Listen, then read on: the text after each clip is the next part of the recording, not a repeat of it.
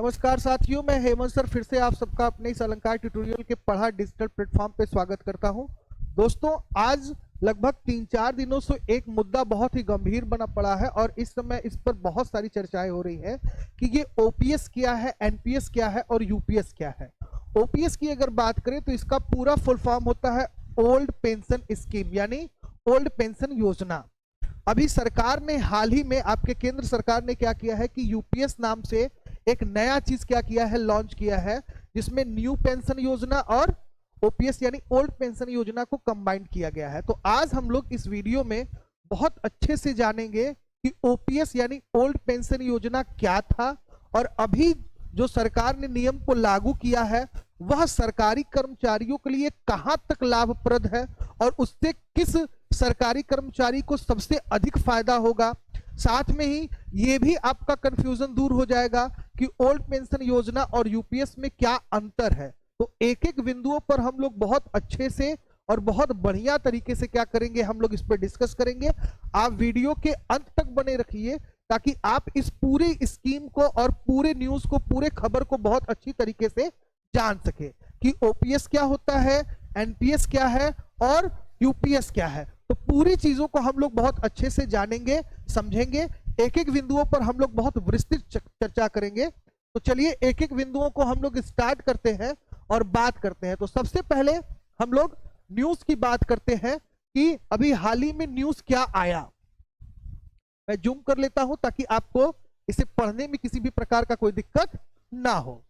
तो पहले तो मैं आपको बता दूं, देखिए न्यूज आया आपका जो है सरकार के द्वारा केंद्र सरकार ने क्या किया कि देखिए न्यूज है, पहले समाचार को देखते हैं, उसके बाद एक एक बिंदुओं पर हम लोग चर्चा करेंगे। क्या है, देखिए यूपीएस वेस एनपीएस एंड ओपीएस, देश भर के सरकारी कर्मचारी लंबे समय से ओल्ड पेंशन स्कीम को बहाल करने की क्या कर रहे थे, मांग कर रहे थे। ठीक, लोकसभा चुनाव से पहले तत्कालीन पंजाब, छत्तीसगढ़, झारखंड, हिमाचल प्रदेश और राजस्थान सरकार की तरफ से पुरानी पेंशन को बहाल कर दिया गया था, लेकिन केंद्र सरकार ने इसकी बहाली से इनकार कर दिया है।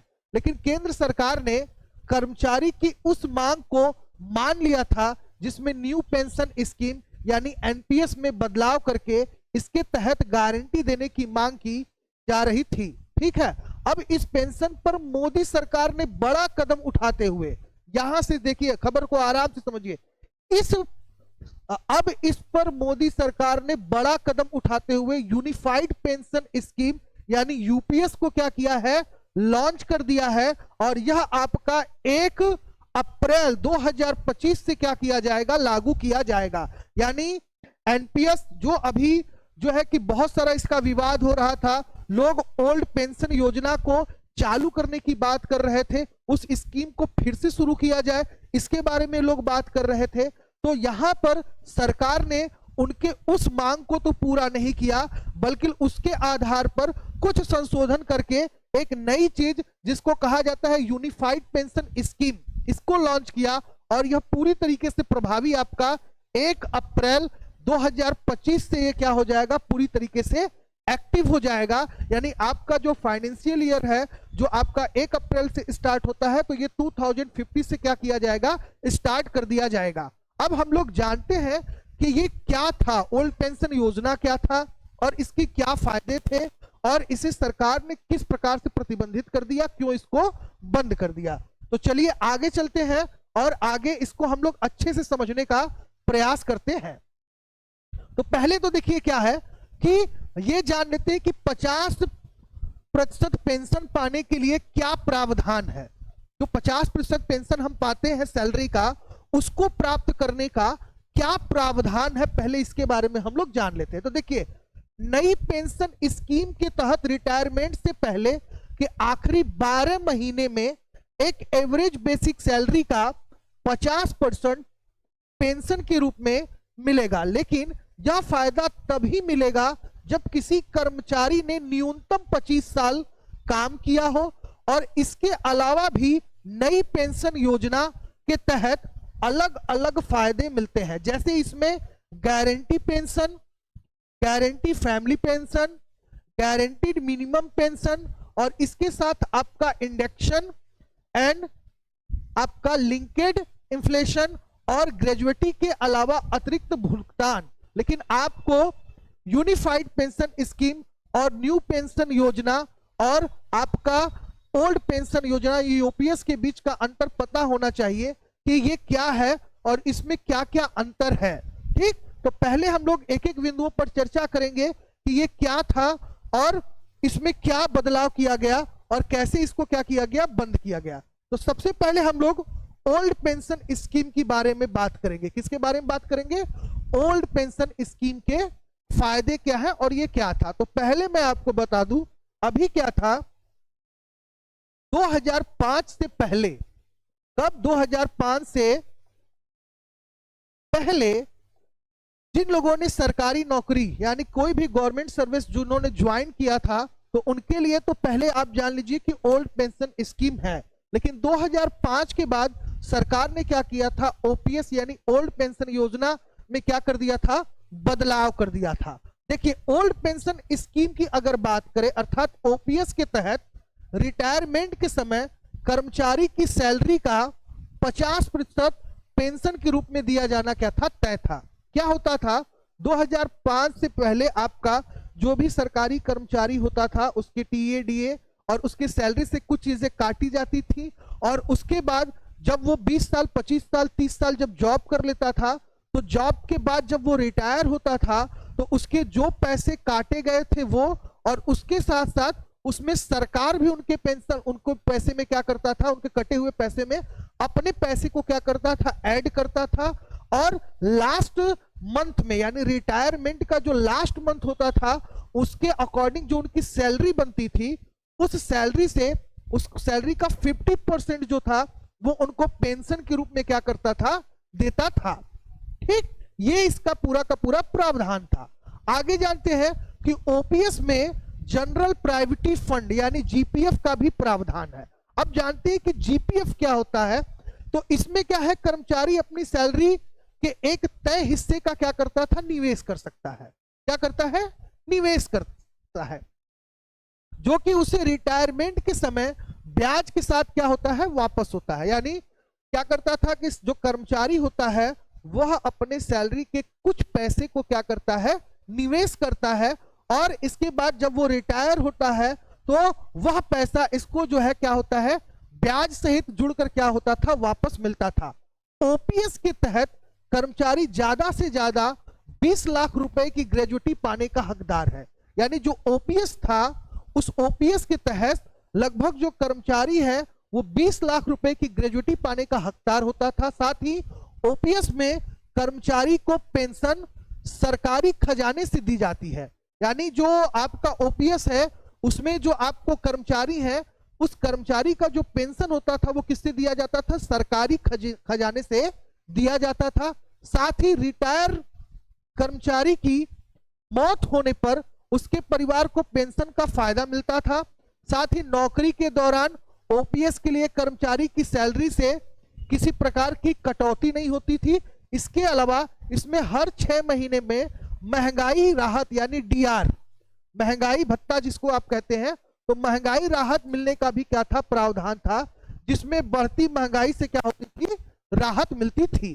तो ये पूरा का पूरा क्या था, आपका ओपीएस का फंडा था। यहां तक कि जो सरकारी कर्मचारी अपना क्या होता था, रिटायरमेंट से पहले जब वो डेथ कर जाता था तो उससे जुड़े हुए, उससे रक्त संबंध से जुड़े हुए उसके पुत्र या पत्नी को भी नौकरी देने का प्रावधान जो है ओपीएस के अंतर्गत था। ठीक, ये पूरा जो है। और ओपीएस खत्म क्यों किया गया? तो ओपीएस को इसलिए खत्म किया गया, सरकार ने ये कहा कि भाई अगर ओपीएस में हम सरकारी खजाने से कर्मचारियों को इस तरीके से सैलरी प्रोवाइड करेंगे, पैसे प्रोवाइड करेंगे, तो आगे समय में इसका बहुत बड़ा दुष्परिणाम हो सकता है और देश की पूरी अर्थव्यवस्था बिगड़ सकती है। क्योंकि सरकार के खजाने के पास कब पैसा है कब नहीं है यह जो है स्पष्ट रूप से नहीं कहा जा सकता। आर्थिक क्राइसिस कभी भी हो सकता है। तो इस चीज को ध्यान में रखकर, इस चीज का हवाला देकर सरकार ने क्या किया था, ओपीएस यानी ओल्ड पेंशन स्कीम को समाप्त कर दिया था। अब जानते हैं कि एनपीएस क्या है। यानी जो आपका ओपीएस की जगह सरकार ने एक नए पेंशन योजना जिसको कहा जाता है न्यू पेंशन स्कीम एनपीएस के तहत प्रावधान किया गया। तो एनपीएस क्या है इसको भी अच्छे से समझते हैं। देखिए, न्यू पेंशन स्कीम के तहत कर्मचारी की बेसिक सैलरी और महंगाई भत्ता यानी जो डीए है दोनों को मिलाकर के 10% पेंशन निधि के लिए क्या किया जाता है, काटा जाता है। जान लीजिए एनपीएस क्या है, बहुत अच्छे से समझ लीजिए। न्यू पेंशन स्कीम के तहत कर्मचारी की बेसिक सैलरी और महंगाई भत्ता दोनों को मिलाकर के 10% पेंशन निधि के लिए काटा जाता है। इसके अलावा इसमें बेसिक सैलरी का 14% योगदान सरकार की तरफ से किया जाता है। पेंशन स्कीम शेयर मार्केट में जो है वो क्या है, आपका लिंक्ड है, यानी जो न्यू पेंशन स्कीम है यह आपका क्या है, शेयर मार्केट में इंक्लूड है। तो कहने का अभिप्राय है महंगाई भत्ता की अगर बात करें तो महंगाई भत्ता जो हो गया आपका, जो डीए हो गया, सॉरी जो डीए हो गया वो हो गया आपका 10%, साथ में 14% जो है वो क्या हो गया, सरकार का हो गया। इसे क्या किया जाता था, इंक्लूड करके क्या किया जाता था, शेयर मार्केट में लिंक कर दिया जाता था, जिसका सीधा मतलब है कि सरकारी कर्मचारी की पेंशन सीधे बाजार के उतार चढ़ाव पर डिपेंड करती थी। क्या होता था न्यू पेंशन योजना में, न्यू पेंशन योजना में आपकी सैलरी के जो महंगाई भत्ते हैं उसमें से 10% काटा जाता है, साथ में उसी 10% में 14% जो है सरकार आपको देती है, और ये दोनों ही पैसे क्या किया जाता है, शेयर मार्केट से लिंक होता है। अब जब आप रिटायर होते हैं तो उस पैसे को देखा जाता है कि आपके द्वारा जो पैसा शेयर मार्केट में लगाया गया था, जो आपके वेतन यानी महंगाई भत्ते से काटा गया था, और सरकार जो 14% दी थी उसका जो है वो पूरे वैल्यू का देखा जाता था कि शेयर मार्केट का उतार चढ़ाव क्या है, और उसी उतार चढ़ाव यानी अगर प्रॉफिट ज्यादा है तो ज्यादा पेंशन का पूरा प्रावधान किया जाता था, अगर आपका शेयर लो है और उसमें बहुत ज्यादा प्रॉफिट नहीं है तो उस आधार पर आपके पेंशन को क्या किया जाता था, निर्धारित किया जाता था। क्या पूरी तरह से रिस्क फ्री नहीं है। देखिए इस लाइन को बहुत, इसको मैं रेड मार्क कर दे रहा हूं, इस चीज को समझिए। न्यू पेंशन स्कीम में क्या था, ये रिस्क फ्री नहीं है। New pension scheme risk free नहीं है, क्योंकि जो है इकोनॉमिकल क्राइसिस कभी भी हो सकती है और शेयर मार्केट का कुछ भी भरोसा नहीं है, कभी भी बढ़ सकता है कभी भी गिर सकता है। इसके साथ साथ आपको बता दें कि इनमें मिलने वाली राशि पर टैक्स का भी प्रावधान है। रिटायरमेंट पर पेंशन प्राप्त करने के लिए एनपीएस का 40% एन्युटी में निवेश किया जाना चाहिए, और एनपीएस में रिटायरमेंट के बाद गारंटी पेंशन की पेशकश नहीं की जाती, जिसको लेकर सरकारी कर्मचारियों का विरोध लंबे समय से चलता आ रहा है। और आपकी पेंशन कितनी होगी यह आपके फंड के प्रदर्शन पर निर्भर करता है। ओपीएस से उलट एनपीएस में रिटायरमेंट के बाद महंगाई भत्ता डीए का जो है एडजस्टमेंट नहीं मिलता। डीए का एडजस्टमेंट क्या होता है, नहीं मिलता। ये आप ध्यान रखिए, जिन लोगों ने एनपीएस पॉलिसी ले रखा है, न्यू एजुकेशन पॉलिसी को ले रखा है, उनके लिए मैं एक चीज और बता दूं कि ये वाली बात आप बहुत अच्छे से समझ लीजिए कि रिटायरमेंट के बाद जो आपका है, ठीक है, रिटायरमेंट के बाद महंगाई भत्ता यानी डीए का जो एडजस्टमेंट होता है वो आपको नहीं मिलता है। ठीक, इसी चीज को लेकर लोग काफी क्या थे, इनसिक्योर फील कर रहे थे, और इनसिक्योर फील होने के बाद इस चीज का सरकार के जो है खिलाफ इसका बहुत ज्यादा प्रदर्शन किया जा रहा था, और सरकार से बार बार जो है ओल्ड पेंशन स्कीम को चालू करने का मांग किया जा रहा था। तो सरकार ने ओल्ड पेंशन स्कीम को मानने से तो इनकार कर दिया, तो लोगों ने ये कहा कि भाई अगर आप ओल्ड पेंशन स्कीम को नहीं मानते हैं सरकार, तो आपने जो एनपीएस रखाया है यानी जो आपने नए स्कीम को लॉन्च किया है जिसका नाम है न्यू पेंशन स्कीम, इसमें आप कुछ संशोधन कर दीजिए। तो सरकार ने उनके इस बात को क्या किया, एक्सेप्ट कर लिया, और एक्सेप्ट करने के बाद उसने क्या किया, एनपीएस में थोड़ा संशोधन किया, और एनपीएस में संशोधन करने के बाद यूपीएस नाम से एक नए पेंशन योजना को क्या किया, जो है आपका यूनिफाइड पेंशन स्कीम लॉन्च कर दिया गया, जो कि 1 अप्रैल 2025 से जो है प्रभावी भी हो जाएगा। तो आगे जानते हैं कि ये जो आपका यूपीएस स्कीम है ये क्या है, और इसके बारे में हम अच्छे से समझते हैं। तो हमने बात किया यूनिफाइड पेंशन स्कीम यानी यूपीएस के बारे में बात किया कि यूनिफाइड पेंशन स्कीम क्या है और यह कब से प्रभावी होगा। तो यह प्रभावी होगा आपका 1 अप्रैल 2025 से ये क्या है, प्रभावी हो जाएगा। देखिए यूनिफाइड पेंशन स्कीम यूपीएस में पेंशन की फंडिंग के लिए जिम्मेदारी कर्मचारी की नहीं होगी। बहुत अच्छी बात क्या है, पहले पॉइंट को देखिए, इसमें क्या है, यूनिफाइड पेंशन स्कीम में पेंशन की फंडिंग के लिए जिम्मेदारी कर्मचारी की नहीं होगी। इसमें सरकार अपनी तरफ से कर्मचारियों की बेसिक सैलरी का 18.5% वहन करेगी। जहां 14% करता था, अब वो कितना वहन करेगा, 18.5% वहन करेगा। और गारंटी पेंशन स्कीम होने के नाते इसमें कम से कम 10 साल की नौकरी करने वाले कर्मचारी न्यूनतम 10,000 रुपए पेंशन पाने के हकदार होंगे। इस बात को बहुत अच्छे से समझ लीजिए। जो गवर्नमेंट की तरफ से स्टेटमेंट आया है और योजना में जिस चीज को सम्मिलित किया गया है, ये व्हाट्सएप यूनिवर्सिटी पे जो फेक चीजें आप फैला रहे हैं, फेसबुक पे जो गलत गलत पोस्ट डाल रहे हैं, आप ट्वीट जो कर रहे हैं कि यूपीएस बहुत खराब है, सरकार आपकी सारी चीजों को बर्बाद करना चाहता है, सरकार आपको पैसा देना नहीं चाहता है, तो इस तरीके के आप जो अंधभक्त बने हैं, जो आपके पास अधूरा ज्ञान है, और अपोजिशन और बाकी पार्टियां और आपके जो कुछ ऐसे लोग हैं जो सरकार के खिलाफ आपको भड़का रहे हैं, ठीक है, तो उस चीज पर आप ना जाइए, अफवाहों पर बिल्कुल भी ध्यान मत दीजिए। पूरे वीडियो को देखिए, पूरे वीडियो को समझिए, ताकि आप इस योजना के बारे में और इस योजना के प्रॉफिट के बारे में बहुत अच्छे से समझ सके। दो चीजें इसमें बहुत ही अच्छी की गई हैं।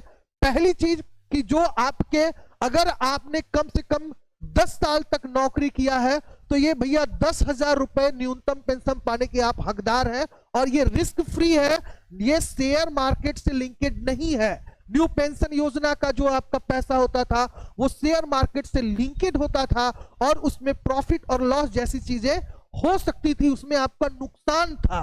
बट यहां पे अब आप 10,000 रुपए पेंशन कम से कम पाने के हकदार होंगे। साथ ही ग्रेजुएटी के अलावा यूपीएस में रिटायरमेंट के समय एक मुश्त पैसा मिलता है, ठीक। इसके तहत रिटायर होने वाले कर्मचारी आखिरी 12 महीने में एवरेज बेसिक सैलरी का 50%, बहुत अच्छे से समझिए इस लाइन को बहुत अच्छे से समझिए। इसके तहत रिटायरमेंट में होने वाले कर्मचारी आखिरी 12 महीने में एवरेज बेसिक सैलरी के 50% पेंशन के रूप में प्राप्त करने के हकदार होंगे। ये भी देखिए, दो चीजें आ गई इसमें। पहली तो ये हो गई कि भैया अगर आपने 10 साल तक या 20 साल 10 साल से ऊपर अगर आपने नौकरी किया है, तो कम से कम सरकार आपको 10,000 न्यूनतम पेंशन तो देगी। साथ ही आप जो है अपने सैलरी का, यानी 12 महीने में एवरेज बेसिक जो सैलरी है उसके 50% जो है पेंशन के रूप में प्राप्त करने के हकदार होंगे।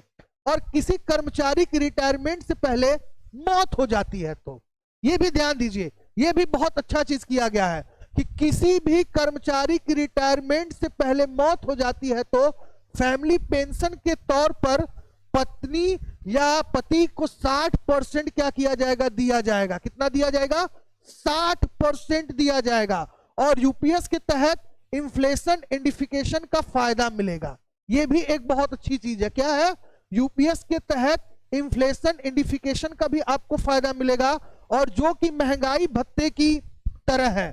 और इसमें गारंटी पेंशन, फैमिली पेंशन और मिनिमम पेंशन को महंगाई दर के अनुसार एडजस्ट किया जा सकेगा। साथ ही नौकरी के हर 6 महीने के लिए कर्मचारी को एक मुश्त भुगतान के रूप में अपनी मंथली सैलरी यानी वेतन प्लस आपका महंगाई भत्ता का 1/10वां हिस्सा क्या होगा, प्राप्त होता है या प्राप्त होता रहेगा। ये बहुत ही अच्छी चीजें हैं।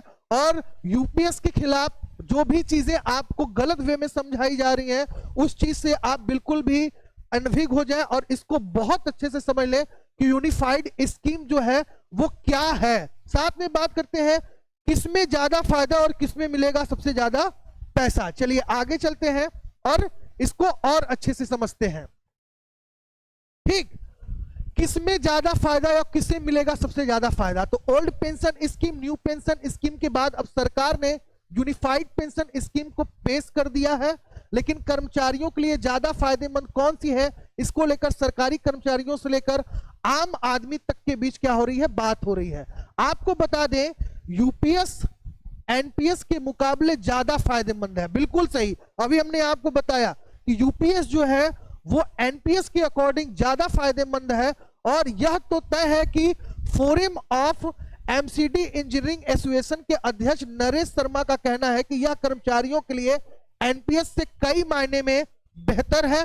पहले स्कीम के तहत वॉलेंट्री रिटायरमेंट कम से कम 20 साल की नौकरी पर था, लेकिन इसे घटाकर कितना कर दिया गया है, 10 साल की नौकरी पर कर दिया गया है। ओल्ड पेंशन स्कीम में कर्मचारियों को जीपीएफ के तौर पर एक बड़ा अमाउंट मिलता है, ठीक है, वो तो आपको हमने बता ही दिया है।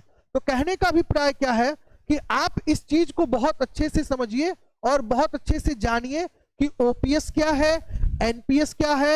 एनपीएस को पहले ओपीएस को समझिए, आप वीडियो में आपने देखा हमने ओपीएस को पहले अच्छे से समझाया, इसके बाद एनपीएस को हमने समझाया, और अभी जो योजना सरकार के द्वारा लॉन्च किया गया है, जो 1 अप्रैल 2025 से केंद्र सरकार के द्वारा जो अभी शुरू किया गया है, और जिस योजना की बात की जा रही है, जिसके खिलाफ कर्मचारियों में थोड़ा सा वो मचा हुआ है और लोग इसके बारे में गलत अफवाह फैला रहे हैं, तो आप सही नॉलेज, सही ज्ञान यहां से आप प्राप्त कर सकते हैं। ऐसे ही मजेदार और ज्ञानवर्धक वीडियो प्राप्त करने के लिए आप हमारे चैनल से जुड़िए, हमारे चैनल को लाइक कर लीजिए, सब्सक्राइब कर लीजिए। ऐसी बहुत सारी करंट एक्टिविटीज मैं आपके समक्ष लेकर आता रहूंगा, जिससे आपका और समाज का भला होता रहे और गलत संदेश लोगों के बीच में प्रचारित ना हो। जय हिंद, जय भारत।